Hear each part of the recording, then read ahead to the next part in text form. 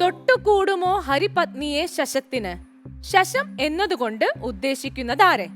A രാവണനെ, B ബാലിയെ, C ലക്ഷ്മണനെ, ഡി മരീചനെ. Your time starts now. A രാവണനെ. ലോക്ക് ചെയ്യട്ടെ? 100%. എന്നാ ഞാൻ ലോക്ക് ചെയ്യുന്നില്ല. ഓക്കെ, ലോക്ക് ചെയ്തു. സന്ദർഭം പറ. അതായത് രാവണൻ ഭിക്ഷുവിന്റെ വേഷത്തിൽ സീതാദേവിയുടെ അടുത്ത് പോകുമ്പോൾ സീതാദേവിയോട് ആദ്യം സീതാദേവി രാവണനെ യഥാവിധി പൂജിച്ച് ഇരുത്തുന്നു. പിന്നീട് തൻ്റെ പരമാർത്ഥം സീതാദേവി വെളിപ്പെടുത്തുകയാണ്. അതിനുശേഷം അങ്ങ് ആരാണെന്നും എന്തിനാണ് വന്നത് എന്നും സീതാദേവി ചോദിക്കുന്നു.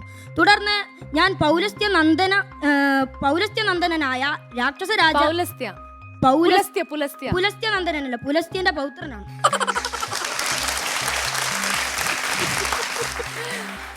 അച്ഛന്റെ പേരെന്താ? അച്ഛന്റെ പേര് വിശ്രവസ്. അപ്പോ ഞാൻ പൗലസ്ത്യനന്ദനായ രാജാവാണ്, രാവണനാണ് എന്നൊക്കെ പറയുന്നു. തുടർന്ന് സീതാദേവി പറയുകയാണ്, നിന്റെ മരണം അടുത്തിരിക്കുന്നു, സിംഹത്തിന്റെ പത്നിയെ മുയലിനെ തൊടാൻ സാധിക്കുമോ എന്നാണ് ഇതിന്റെ അർത്ഥം. ഇവിടെ മുയലായി ഉദ്ദേശിക്കുന്നത് രാവണനെയാണ്. ശരി, പറഞ്ഞ ഉത്തരം നമുക്ക് നോക്കേണ്ട ആവശ്യമൊന്നുമില്ല, ഞാൻ അങ്ങോട്ട് പ്രഖ്യാപിക്കുകയാണ്. ശരിയാണ്. എനിക്കിപ്പോ രാമനോടോ രാവണനോടോ അല്ല ബഹുമാനം, എനിക്ക് ഇയാളോടാണ്. അടിപൊളി, എന്താ പറയാ.